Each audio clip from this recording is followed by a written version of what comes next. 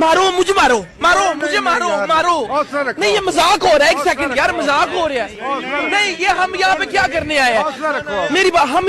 Hello everyone. तो जैसे आपको पता था कि नीट यूजी का आज 18 जुलाई को सुप्रीम कोर्ट में हियरिंग थी और काफ़ी लंबी हियरिंग चली, अभी जस्ट 4 बजे ओवर हुई। तो हम उसका थोड़ा सा समरी जान लेते हैं कि समरी में क्या कहा सुप्रीम कोर्ट ने ना। सबसे पहले सबसे बड़ी बात ये कि जजमेंट तो आज भी नहीं आई है, जैसे पहले से डिले हो रही थी, आज भी जजमेंट डिले हुई है।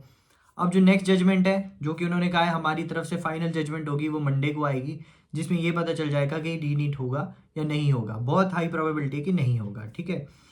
अब उन्होंने बोला कि हम सुबह मंडे को 10:30 बजे हियरिंग स्टार्ट करेंगे और 1 बजे तक हम अपनी हियरिंग बता देंगे। आज जो हियरिंग हुई उसमें क्या क्या हुआ मैं आपको थोड़ा ब्रीफ में बता देता हूँ।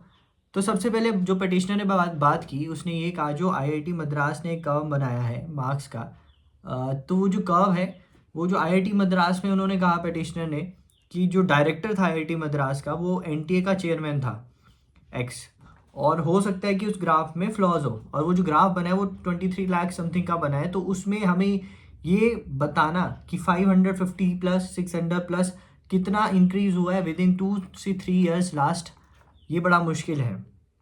फिर सीजीआई ने उनसे पूछा कि क्या रीनीट कराने वाली पटिशन ज़्यादा है या नो रीनीट वाली पटिशन ज़्यादा है। तो नो रीनीट कराने वाली पटिशन 200 समथिंग थी और रीनीट कराने वाली पटिशन कम थी। अब एक और मुद्दा उठा कि ये जो विंडो रीओपन हुई, रजिस्ट्रेशन रीओपन हुई, तो उसमें एनटीए का जवाब ये था कि उस रजिस्ट्रेशन जो रीओपन हुई है उसमें 15,000 बच्चों ने एप्लीकेंट्स थे, और उसमें से मात्र 44 बच्चे ऐसे हैं जिनका 1,08,000 के अंदर रैंक आया।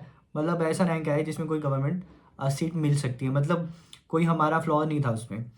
दूसरा बोला कि ये जो राइज आया मार्क्स का इतना ज़्यादा क्यों आया है, तो उसका भी एनटीए ने जवाब दिया कि हमने 25% सिलेबस रिड्यूस किया था, पेपर का जो लेवल था वो थोड़ा ईजियर साइड था, उसकी वजह से हुआ।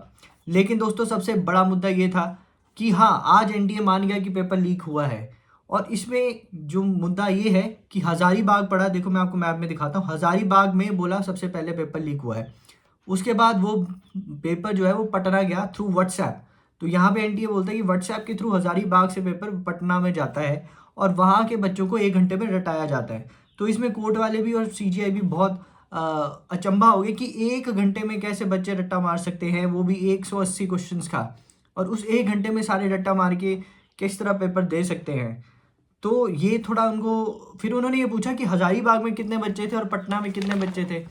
तो एनटीए ने जवाब दिया कि हज़ारीबाग में 2763 बच्चों ने पेपर दिया उस सेंटर में जहाँ पे लीक हुआ था, और 80 बच्चे मात्र ऐसे हैं जो अंडर 1 लाख रैंक में आ रहे हैं। लेकिन पटना में 1561 बच्चे थे जो अंडर 70,000 रैंक ला रहे हैं इस साल, बल्कि जो पिछले साल था वो 993 स्टूडेंट्स थे।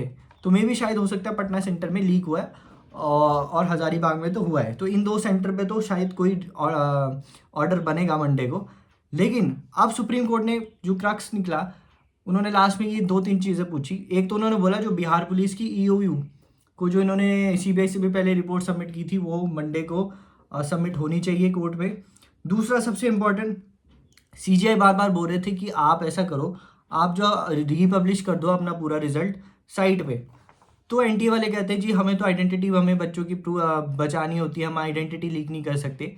तो बड़ा अच्छा उनको ओपिनियन दिया कि आप रोल नंबर वाइज कर लो या कोई डमी रोल नंबर बना दो और उसके हिसाब से मार्क्स बना दो, और हर सेंटर का बनाओ, ताकि हम हर सेंटर में देख पाएँ कि एकदम किसी सेंटर में इन्फ्लेशन तो नहीं आई है, ठीक है।